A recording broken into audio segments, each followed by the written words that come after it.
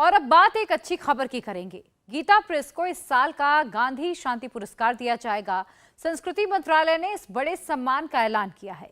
गोरखपुर के गीता प्रेस की पूरी दुनिया में अलग ही पहचान है। गीता प्रेस में गीता, रामायण, महाभारत के अलावा तमाम दूसरी अलग अलग धार्मिक पुस्तकों का भी प्रकाशन होता है।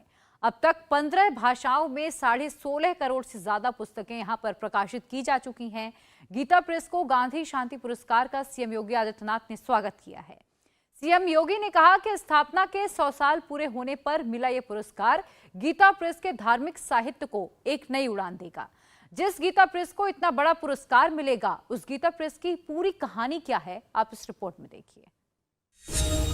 सनातन के संस्कारों के सबसे बड़े प्रवर्तक,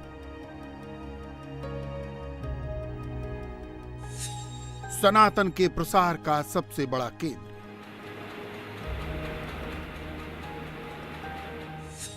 90 करोड़ साहित्य के प्रकाशन का वर्ल्ड रिकॉर्ड। देश के पिछले 100 सालों के इतिहास पर नजर डालें तो 75 साल के भारत को परिपक्व बनाने में, उसे संवारने में, उसे संस्कार देने में गीता प्रेस का कोई सानी नहीं है। किसी भी देश के वर्तमान पर सबसे ज्यादा असर साहित्य का होता है और इस जिम्मेदारी को बेहद गंभीरता से पीढ़ी दर पीढ़ी बिना किसी पारितोषिक के कोई निभा रहा है तो उसका नाम है गीता प्रेस।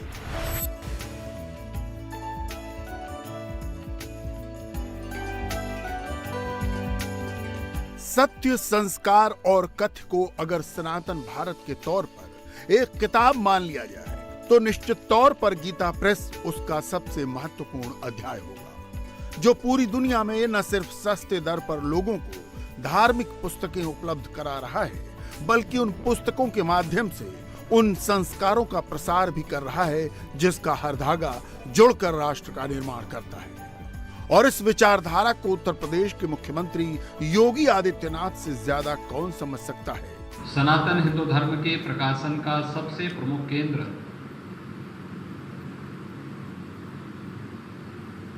जिसने विगत 100 वर्षों के अंदर 90 करोड़ से अधिक सनातन हिंदू धर्म से संबंधित ग्रंथों का प्रकाशन करके साहित्य के माध्यम से देश और धर्म की अत्यंत उल्लेखनीय और सराहनीय सेवा की है। जिस प्रेस के निर्माण में ही संस्कारों की नींव हो, उसका अक्षर अक्षर अध्यात्म होना तय है। गीता प्रेस शुरुआत से ही राष्ट्र सेवा में पूरी तरह लगा है। जिस वक्त टेक्नोलॉजी नहीं थी, संचार के साधन नहीं थे, फिर भी गीता प्रेस के प्रकाशकों ने अपनी जिम्मेदारी निभाते हुए असंभव को संभव करके दिखाया। 1 रुपए में गीता को देश के घर घर तक पहुंचाया। कदाचित कोई ऐसा परिवार देश के अंदर नहीं होगा जिसके सनातन हिंदू धर्म में विश्वास हो और उसके यहाँ गीता प्रेस से जुड़ा हुआ कोई साहित्य न हो। और इस पर हम सबको गौरव की अनुभूति करनी चाहिए कि गोरखपुर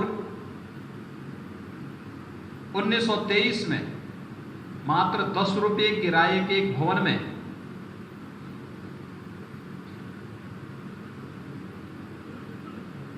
सरदेव जयदयाल गोयनका जी ने जिस बीज का रोपण किया था, आज एक विशाल वट वृक्ष बनकर के पूरे देश के अंदर और पूरी दुनिया के अंदर सनातन हिंदू धर्म के प्रकाशन को घर घर तक पहुंचा करके धर्म और संस्कार के साथ साथ हम अपने सत्कर्मों के माध्यम से देश की सेवा कैसे कर सकते हैं, यह एक उल्लेखनीय कार्य विगत 100 वर्षों से जो संस्था कर रही है, उसका नाम है गीता प्रेस।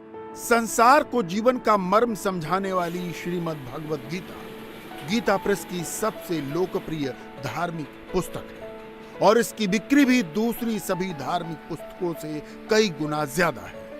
1 रुपए में गीता को घर घर तक पहुंचाने का यह सफर अब भी लागत के मूल्य पर ही जारी है, जिसकी बदौलत आज शायद ही ऐसा कोई घर होगा जिसमें श्रीमद् भागवत न हो। गीता प्रेस साहित्य के माध्यम से देश और समाज की अपूर्व सेवा कर रहा है।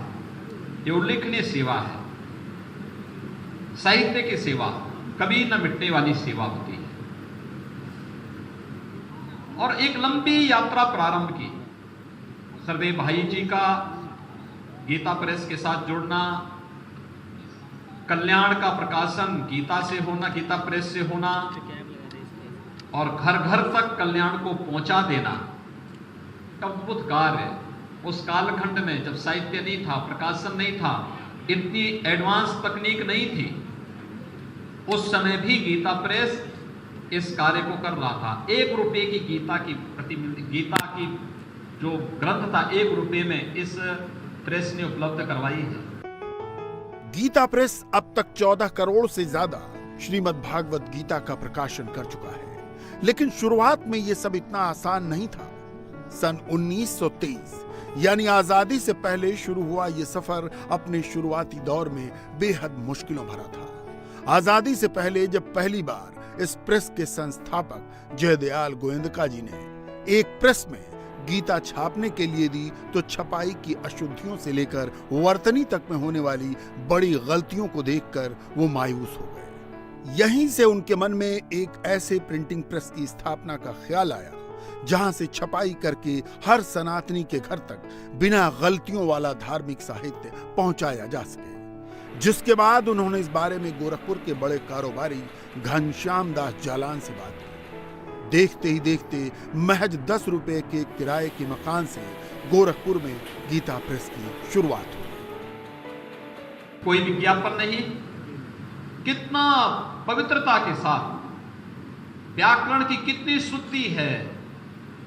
सामान्य जिन आज यहां पे 2 प्रमुख ग्रंथों का विमोचन इस मंच के माध्यम से हुआ है, तत्व विवेचनी को अगर आप देखेंगे, एक एक संस्कृत के श्लोकों को कैसे उसकी विवेचना करके एक सामान्य हिंदी पढ़ा लिखा व्यक्ति भी उसकी विवेचना कर सकता है और उसको बहुत सुगमता के साथ उसे ग्रहण करके उसको आत्मसात कर सकता है।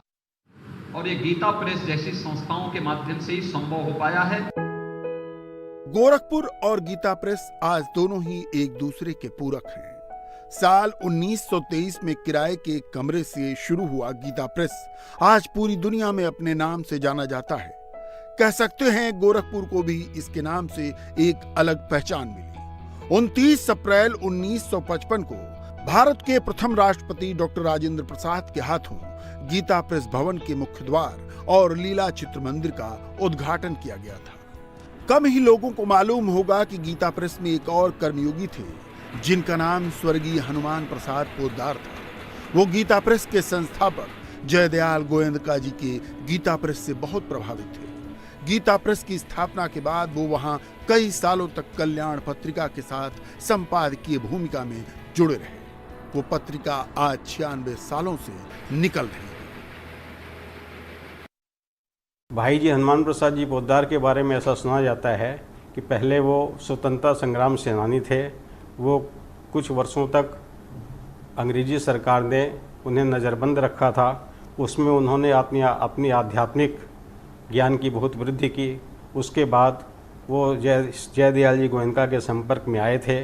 उसके बाद से उन्होंने आध्यात्मिक के तरफ उनका झुकाव हुआ और इसके बाद सेठ जी का, जिनको हम जयदयाल जी गोयंदका कहते हैं, उनका साथ हुआ और वो आध्यात्मिक मार्ग में आगे बढ़ते चले गए एवं गीता प्रेस में पूर्ण रूप से जुड़ गए एवं कल्याण के आदि संपादक के रूप में उनकी ख्याति हुई और उसी रूप में लगभग 40 विशेषांक उनके द्वारा संपादित किए गए और वो परंपरा आज भी कायम है। 96 वर्ष का विशेषांक कल्याण का वर्तमान में मुद्रित अगले वर्ष में होने वाला है। ये एक ऐसी एकमात्र पत्रिका है जो 95 वर्षों से निरंतर बिना ब्रेक के आज तक चल रही है। स्थापना के समय से ही गीता प्रेस अपने संस्थापक जयदयाल जी गोयंदका के सिद्धांतों पर अडिग है। बिना किसी विज्ञापन के गीता प्रेस लगातार 99 वर्षों से आध्यात्मिक साहित्य का प्रकाशन कर रहा है और बिना किसी मुनाफे के लागत मूल्य पर धार्मिक पुस्तकें पाठकों को उपलब्ध करा रहा है। जिन चीज़ों से विरत रहने को हम उसमें उपदेश करते हैं, हमारे ग्रंथ उपदेश करते हैं, उन्हीं चीज़ों का विज्ञापन दूसरे पृष्ठ पर छापा जाए, तो ये बात कहीं से भी हमारे संस्थापकों को जची नहीं। और इसके पीछे एक बात और आती है, कल्याण पत्रिका का पहला अंक जब निकला तो हमारे आदि संपादक हनुमान प्रसाद जी पोद्दार उसे लेकर महात्मा गांधी जी के पास गए थे। उन्होंने सुझाव दिया कि इस पत्रिका को एक तो तुम विज्ञापन न छापना एवं इसमें किसी की समालोचना न करना। तो उसी बात को आज तक हम लोग आदर्श मान करके उसी के ऊपर चल रहे हैं। इसके अलावा भी गीता प्रेस कई तरह के सामाजिक कार्य में लगा है। ऋषिकेश के गंगा घाट पर 1000 कमरों वाला गीता भवन साल भर साधकों के लिए निःशुल्क खुला रहता है, जहां साधकों को बेहद कम मूल्य पर भोजन और निःशुल्क आवास मुहैया कराया जाता है। जबकि कई शहरों में गीता भवन आयुर्वेद संस्थान लोगों को निःशुल्क आयुर्वेदिक चिकित्सा मुहैया कराता है। प्राचीन पद्धति का पालन करने वाले ब्रह्मचारियों के लिए भी गीता प्रेस निःशुल्क शिक्षा और आवास की जरूरी सेवा देता है। जबकि किसी तरह के प्राकृतिक आपदा की स्थिति में गीता प्रेस सेवा दल के कार्यकर्ता मुसीबत में फंसे लोगों तक निःशुल्क जरूरी सेवाएं पहुंचाते हैं। जनमानस की सेवा में जुटे गीता प्रेस की इसी निस्वार्थ सेवा भावना के चलते देश के लोग इस संस्थान से बेहद जुड़ाव महसूस करते हैं। हालांकि 1-2 बार इसके बंद होने की अफवाहों ने भी खूब जोर पकड़ा, लेकिन पक्के नींव वाली इस संस्था की जड़ें हर गुजरते दिन के साथ यहाँ की संस्कृति में जमती जा रही हैं। 6 वर्ष पहले एक तरह का प्रोपेगेंडा टाइप से फैला था, वो केवल एक प्रोपेगेंडा ही था, उसमें किसी प्रकार की सत्यता नहीं थी। गीता प्रेस में कभी कोई आर्थिक संकट के रूप में कोई बात हम लोगों के सामने नहीं आई एवं न ही कोई ऐसी बात थी। संक्षिप्त रूप से लगभग 10 दिन की स्ट्राइक, लेबर स्ट्राइक जिसको आप सामान्य रूप में कहते हैं, वो किसी कारण से हुई थी। इंडिया टीवी हर वक्त हर जगह डाउनलोड करने के लिए सर्च करें India TV news Google play store या ऐप स्टोर पर।